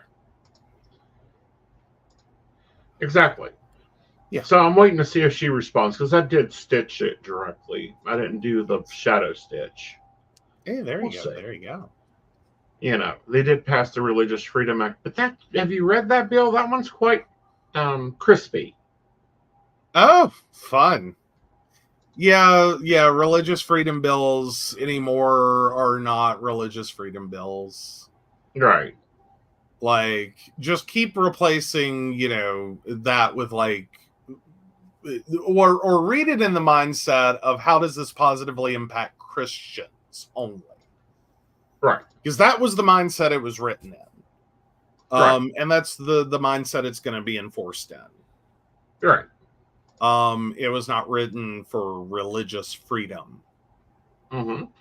It's about how can we disintegrate, while calling it religious freedom, the rights and privileges of others. Or more importantly, how can we browbeat non-religious people or people who don't believe in our religion, aka they're not Christian, into, accepting and being forced to accept our religious views and opinions and practices in all the spaces we want to be in. Right. Oh, but you're Muslim. No, we didn't mean that for you. Oh, but you're this. We didn't mean that for you. And look here, atheists. Like, no. You're wrong. Right. Like, and that's usually about where those bills are written. Right. Well, this one's written in I can discriminate against any Christian, can discriminate against anything they have a sincere religious belief about.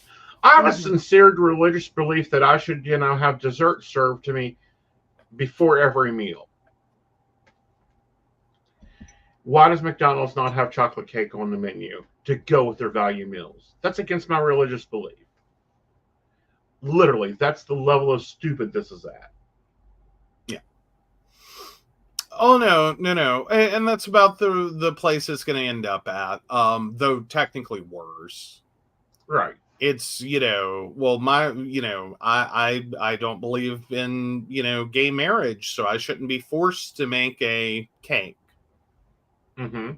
I don't believe in gay marriage. I shouldn't be forced to provide you medical care.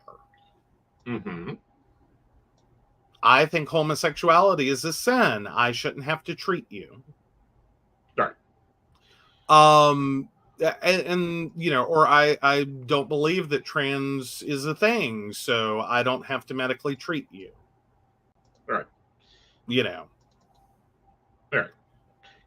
That's what I'm saying, is it's like, this is baloney. This is insane. One, I think politicians and doctors don't mix. Meaning, if you're not a doctor, you shouldn't be making medical decisions. No one's healthcare should ever be political. Right. I mean, now keep in mind, we did very much celebrate, shutting down conversion therapy. Like, if we got to be careful when we jump into this, that but then you were all, and we were very happy about the shutdown of conversion therapy, because that is a harmful medical practice that has a long demonstrated list of people that have been harmed by it. Like, that's no. And what we're truthfully challenging are the moments where, despite a medical practice having a long history of being a positive care for the patient, your religious belief says that shouldn't be done. So in effect, you have to admit in that argument that regardless of patient positive outcome, you refuse to provide an appropriate medical treatment because of your religious beliefs. Right. That's fundamentally what you're saying there. That you know, I'm no, that's different. Barring a medical procedure because it harms the patient and should not be offered because it harms the patient is not the same thing.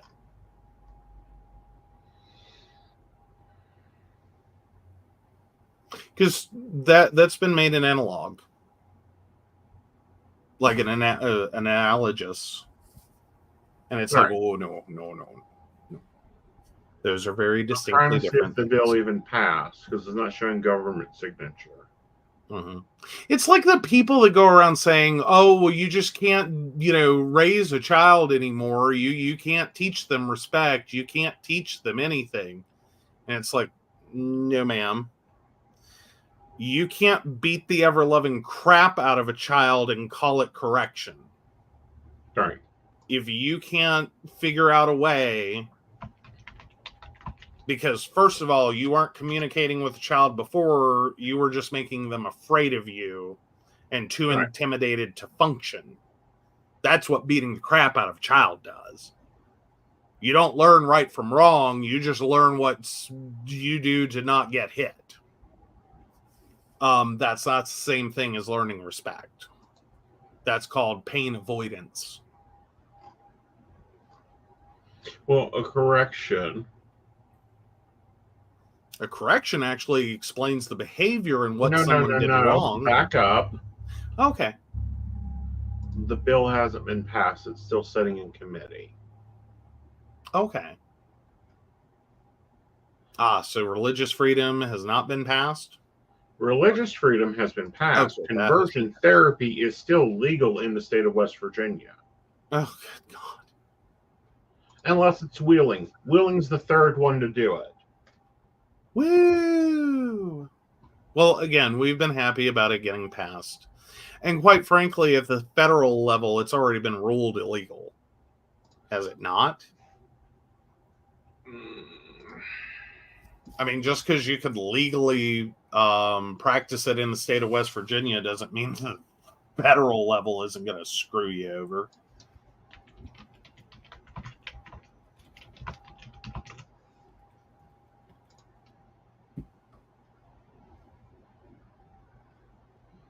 Well, we killed Medicaid funding for it.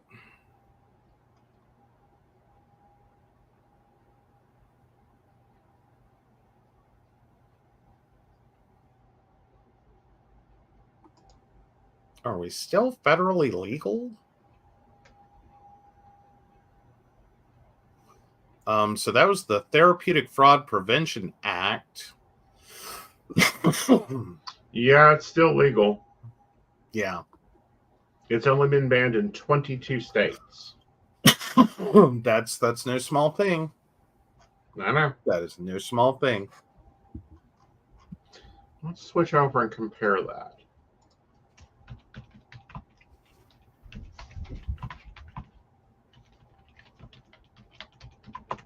Ooh, December 11th, U.S. Supreme Court snubs challenge to gay conversion therapy ban in Washington state. Mm-hmm.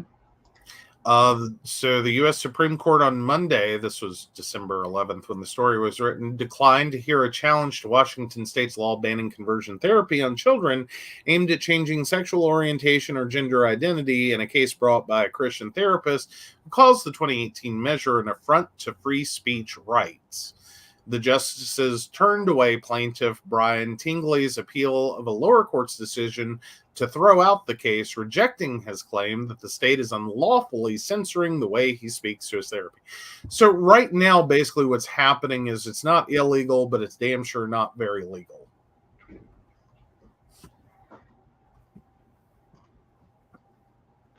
Okay. So it is more states have fully... Oh, sorry. Misread.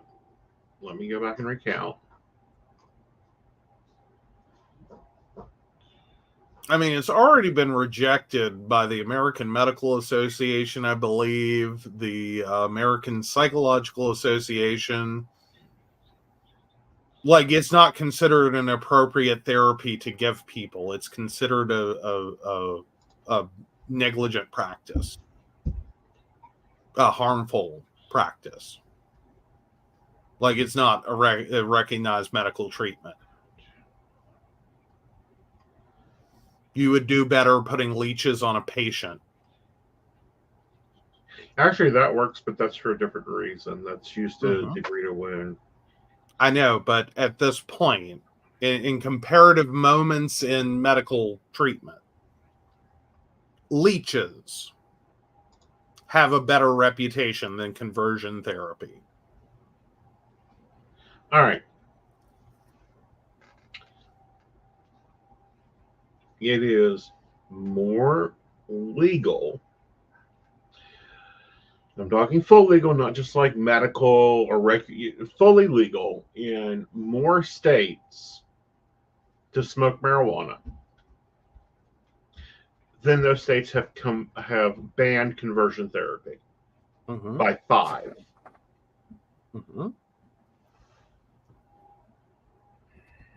We like pot more than we want to believe that being LGBTQ is not a choice you get to make and go through therapy to force someone out of, whether that's yourself or others. Right. Now, more importantly, is it still? Are we talking about all conversion therapy, or are we talking about conversion therapy for children? All conversion therapy. Okay. Because now, as an adult, there has been an argument made if you want to go waste your time, effort, and energy. You know, you're an adult. You technically can have the right to do that. It's a harmful practice that doesn't work, and there's a lot of medical evidence behind that. But more so, the bigger issue being forcing children into that, because not only is it a horrible therapy that doesn't work, but you're doing it against a child, and a fair amount of this is very harmful. And child, like it's not a cute little let's do talk therapy and talk our way out of homosexuality. It's a bit more involved, and a lot of it is very psychologically damaging. Yes. Because you basically have to do a full mental breakdown of someone. Right. Then rebuild them. While also telling them that, you know, their sexual attraction is wrong.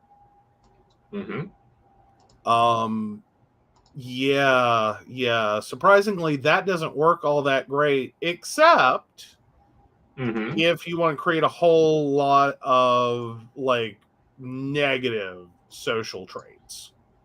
Right. And problems for a human being, that every time they get sexually aroused, they become nauseous. Right. Or, you know, anxious or repulsed with themselves.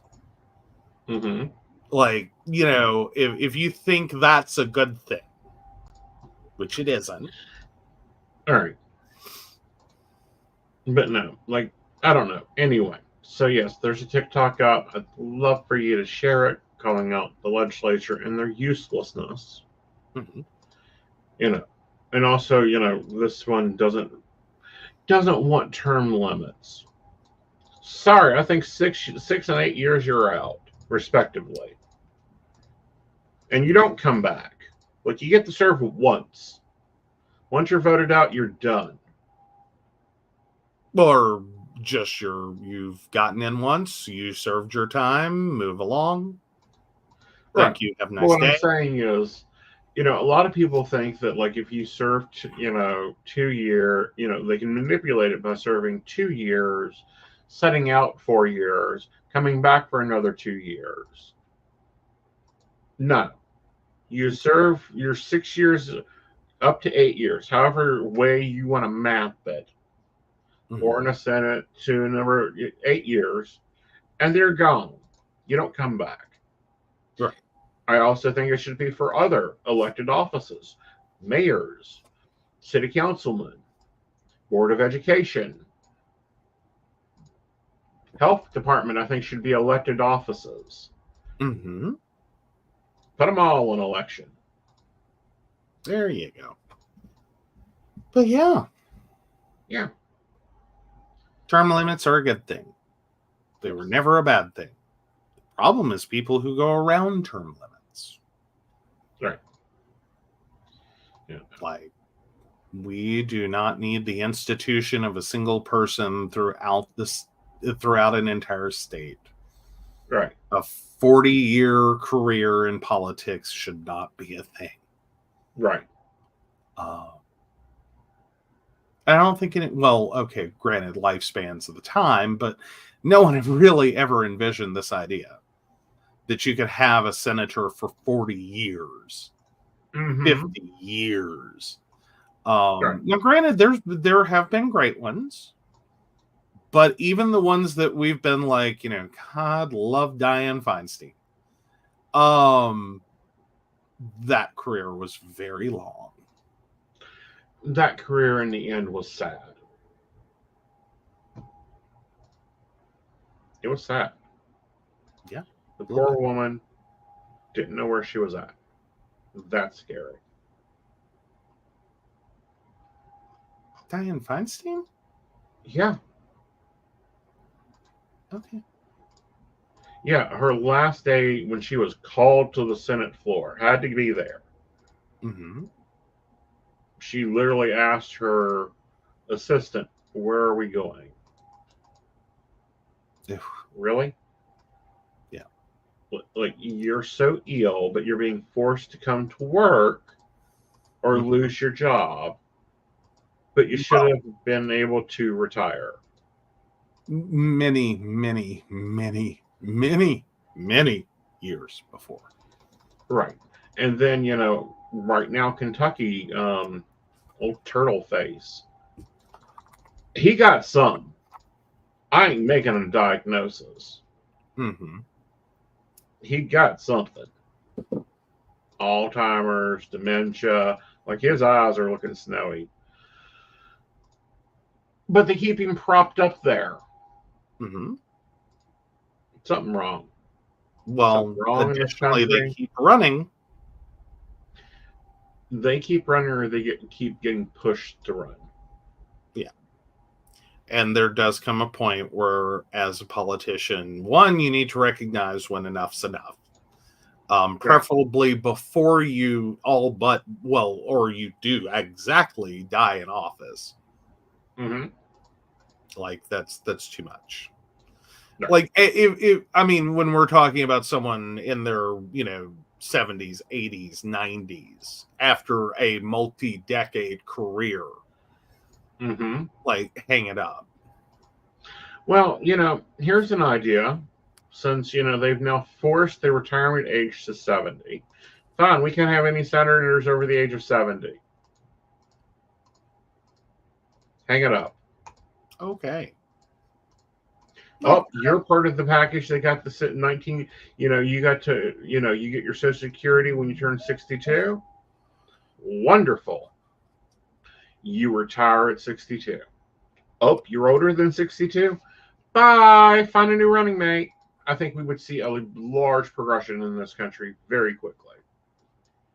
Well, we don't want to necessarily leave, the constituents in their 70s, 80s, and 90s unrepresented. We just don't want them to be predominantly represented. Like,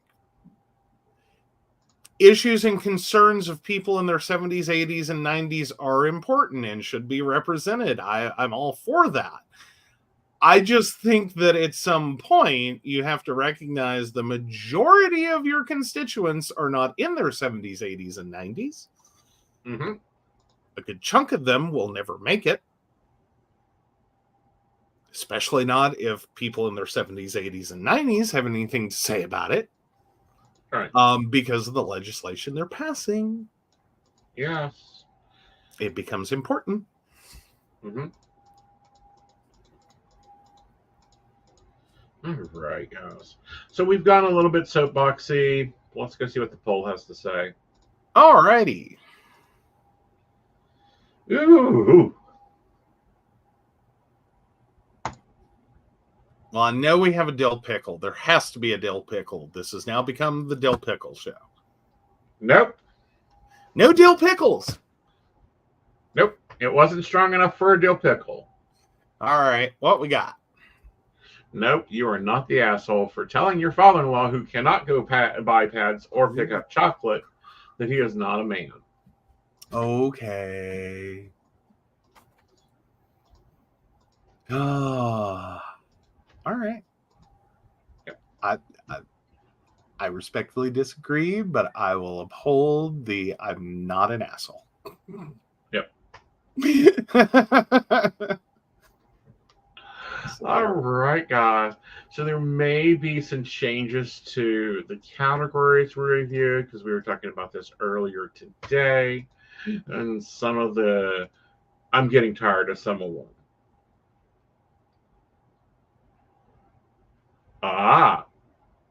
The dill pickle wasn't big enough.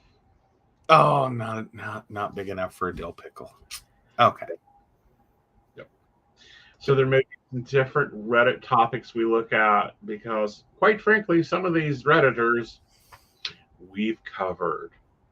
Mm-hmm. Yeah, there's some topics we kind of go back to, the topic just keeps going. Yeah. Like go back not to just our the past episodes. Yeah. Like, it's no fair to keep sitting here going over the same issues in polyamory or relationship advice over and over and over. Right.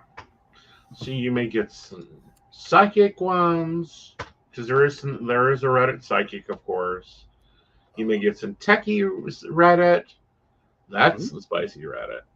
We'll see where we go with that. I do want to keep Barbie the asshole because it's entertaining. It is. That one gets enough variety. Right. Like, there's always something new there. Right. A little different. Right. Like calling your father-in-law not a man. I say it's a spicy life choice. I say it's a spicy life choice, but okay. What, honey? I've done told you the standards I'll hold up against for you. Yeah. So with that, we'll send it off to you, darling. Oh, I cleaned my computer, and I tell you, everything is in the wrong place. Oh, fun. All right, so of course we want to thank Beverly Walker, Mika G, Kathy, Mary Winfield, Brenda, Shannon C, Shannon D, Lady Gwendolyn, Charles Shaw, Tracy Van, Caitlin Bell, and Devin. If you'd like to learn more about us, the show, or how you too can become a Patreon sponsor and receive all the wonderful benefits our baristas receive, please visit us at pcspnetwork.com. Yes. All right, guys, have an amazing night, and we'll see you on Thursday with Hazel Firefly sitting in my co-host seat, as we'll be spilling tea about the British psychic community. Alrighty, that sounds awesome. That'll be an exciting first show for you and Hazel. Yeah, it will be. All right, guys. Bye. Bye.